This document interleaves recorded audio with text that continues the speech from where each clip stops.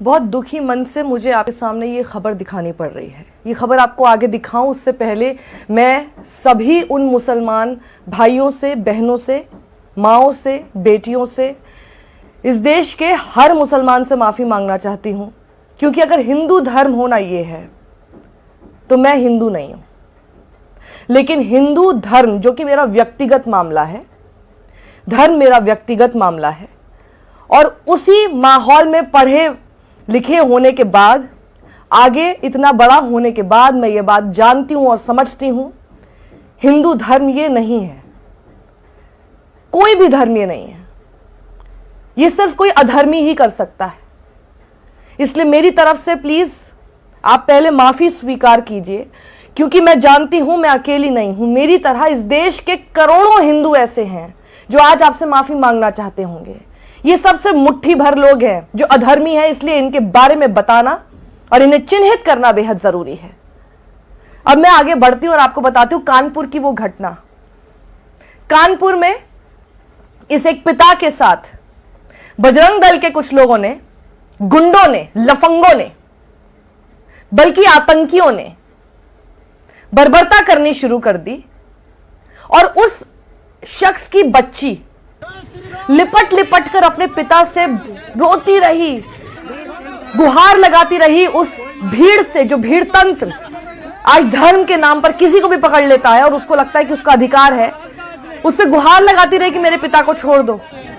उस बच्ची के आंसू आज इस देश में चापलूसी, चाटुकारिता करने वाले लोगों के दिलों में भी गूंज नहीं पा रही है। मुझे इस बात पर हैरानी है।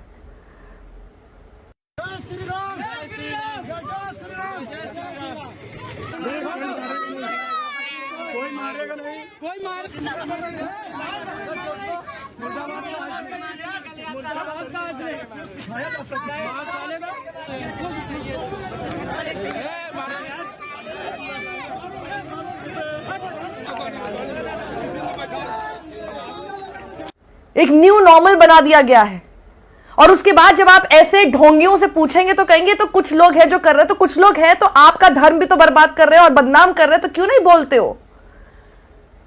किसी को भी आप पकड़ लेंगे, जानबूझकर किया जाता है, जानबूझकर किसी दाढ़ी टोपी वाले मुसलमान को पकड़ा जाता है ताकि वीडियो बना के ये सब लोगों में दिखाया जा सके। एक शख्स को पकड़ के, एक शख्स को दिखा के सब लोगों के अंदर ये मैसेज देने की कोशिश की जा सके कि देखिए तुम्हारे साथ हम ये करेंगे। चुनावों के लिए इस हद तक गिरोगे?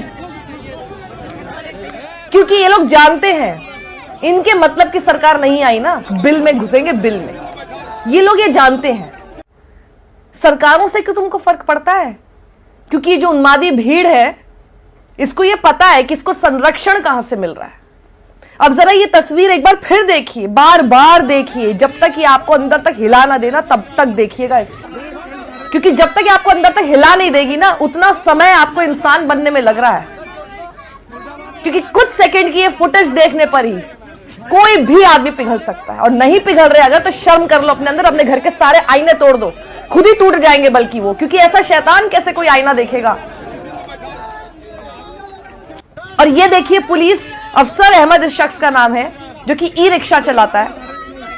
इस शख्स को पुलिस वालों के सामने तक बजरंग दल के ये गुंडे मारना पीटना नहीं छोड़ते।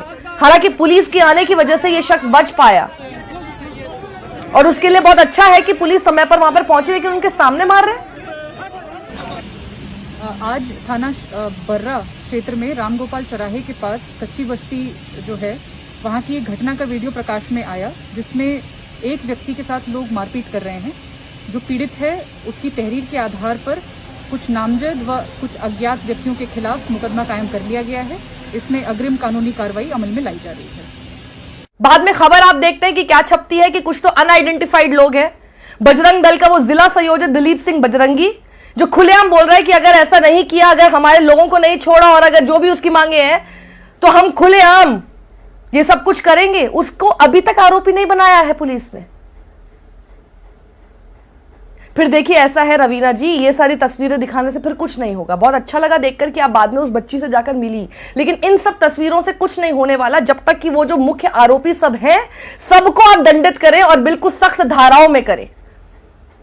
क्योंकि मैं पिछले कुछ सालों से जिस तरह का देश देख रही हूं और खास तौर पर उत्तर प्रदेश देख रही हूं, मुझे यह बात पता है कि अगर अफसर अहमद का नाम अफसर अहमद ना होके अखिल होता और जिन्होंने यह हरकत की वो बजरंग दल के और कोई हिंदूवादी संगठन की या हिंदू नहीं होते और उनका नाम अफसर अहमद होता, अभी तक आप यूएपीए लगा चुके होते।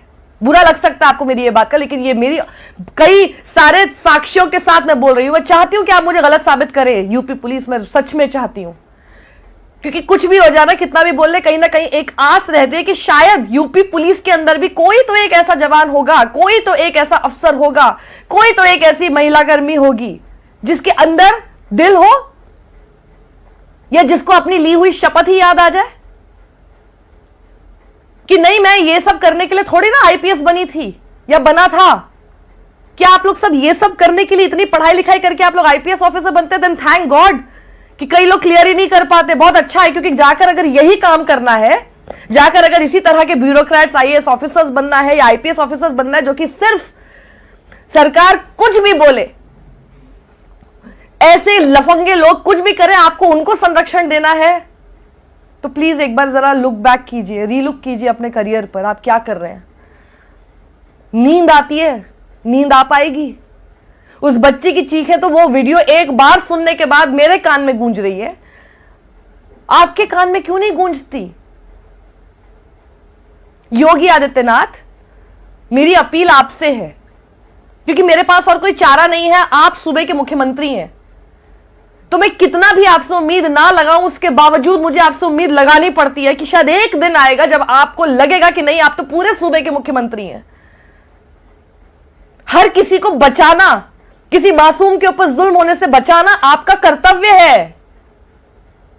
व्यक्तिगत रूप से आप कोई धर्म का पालन कीजिए, व्यक्तिगत रूप से आप किसी का भी सम्मान कीजिए और किसी का भी अपमान करते रहिए, लेकिन जब आप सूबे के मुख्यमंत्री हैं, जो आप बन चुके हैं और आपको बने हुए अब तो पूरा आपका टर्म पूरा होने वाला है, अब तक तो आपको समझ में आ जाना चाहिए था ना योगी आदित्यनाथ जी की मुख्यमंत्री बनना होता क्या है।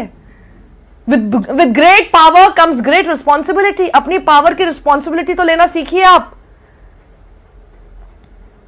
विपक्ष में रह के या सिर्फ सांसद बने रह के इतना फर्क नहीं पड़ेगा जितना कि आप जब मुख्यमंत्री बनते हैं, आप सभी लोगों के मुख्यमंत्री हैं योगी आदित्यनाथ। आप मुझे ना पसंद करें तब भी आप मेरे मुख्यमंत्री हैं और मैं आप ही से अपील करूंगी। आप सुने या ना सुने, मैं आप ही से अपील करूंगी, क्योंकि मुझे उम्मीद है एक दिन मेरा मुख्यमंत्री ये सोचेगा अपने आप में कि क्या मैं वाकई मुख्यमंत्री बनने का काम कर रहा हूं। आपकी जगह कोई और होता, मैं उसको भी याद दिलाती, कोई और होगा मैं उनको भी याद दिलाऊंगी, और दोबारा आप बन जाएंगे तो भी आपको हमेशा याद दिलाती रहूंगी मैं योगी आदित्यनाथ। ये नहीं है, आपका और मेरा धर्म एक ही है। हमारे धर्म ने ये कब से सिखा दिया योगी जी? आप तो इतने साल आप तो मठ में रहे हैं, आप बता दीजिए किस भगवान के सामने जब आप मंदिर में जाकर पूजा करते तो हमारा भगवान हमें कहता है कि जाओ जाके जो मासूम है उनकी जाके पिटाई करो, उनके ऊपर अत्याचार करो। आप मुझे कहीं एक जगह पर देख के बता दीजिए योगी जी। आप बता देंगे तो मैं आपसे माफी मांग लूंगी। अपने धर्म की रक्षा करना कतई ये नहीं हो गया कि दूसरे धर्म में ढूंढ ढूंढ के मासूमों को पकड़ो, क्योंकि ये पूरा केस आप ही की पुलिस ने खुद बताया है कि ये पूरा केस वो है ही नहीं जो कि बजरंग दल इसको दिखा रहा है।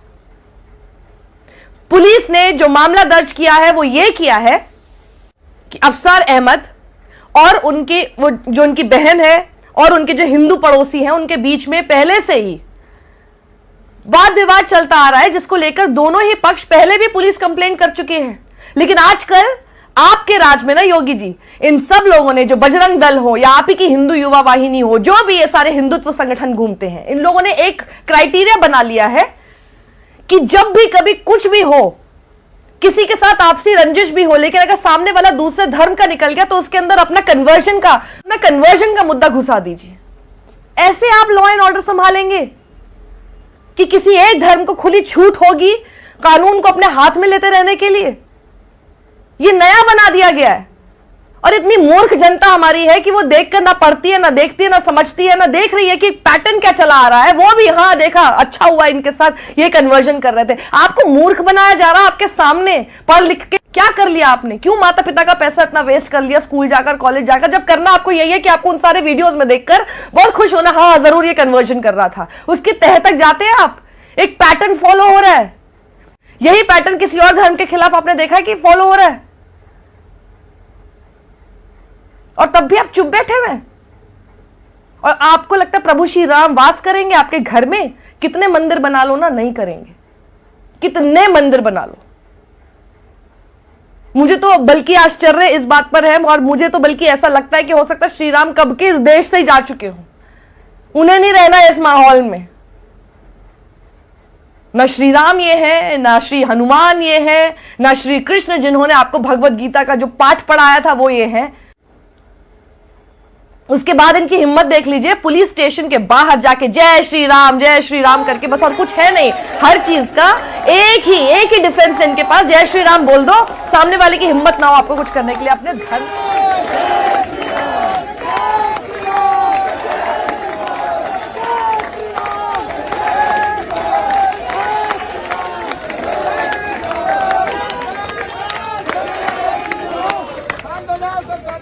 अपने धर्म को अपनी गंदी घटिया हरकतों का हथियार बना के घूम रहे हो। हमारे धर्म को, हमारे भगवान को अपराधियों को बचाने के लिए इस्तेमाल करते हो। जय श्री राम बोलोगे? किस हक से जय श्री राम बोल रहे हो? खबरदार जो बोला। उसके बाद रैलियां निकाल रहे हैं। कोई और काम नहीं है तुम लोगों के पास? घर में बैठ के थोड़ा पूजा पाठ भजन ही कर लो इस उम्र में, जो अपराधियों को बचाने निकले हो। पर पूजा पाठ करने से ना कोई फायदा नहीं होगा जब हरकतें ये करनी है तो। इतनी बद्दुआएं लगेंगी, इतनी बद्दुआएं लगेंगी ना, किसी को इतना मत सताइए, किसी को इतना मत सताइए। उसके पास तुमको बद्दुआ देने के लिए कुछ नहीं होगा। ऐसे आदमी की बद्दुआ ना पीढ़ी दर पीढ़ी लगती है, ये याद रखिएगा।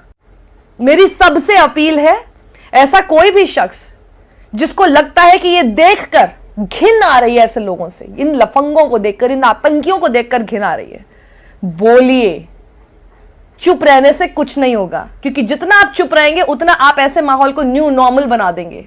और कल को यह याद रखिएगा, अगर पुलिस को आपने यह आदत डाल दी है, अपने मुख्यमंत्री, अपने नेताओं को आपने यह आदत डाल दी है, तो कल को ये तो तब एक्शन नहीं हो रहा है ना जब विक्टिम मुसलमान है। कल को आप हिंदू, करने वाला हिंदू, सोच लीजिए किसका पक्ष लेगी पुलिस? किसी का नहीं लेगी। इतना हिंदू हिंदू करोगे, कल को खुद ही फंसोगे। कल को फिर चिल्लाते रहना, गुहार लगाते रहना न्याय की। मिल गया न्याय। आज दूसरे के साथ देखकर निश्चिंत हो कि हमारे साथ नहीं होना। किससे पता कि नहीं होना? किसने आके बताया नहीं होना? भगवान हो, इंसान तो बन जाओ।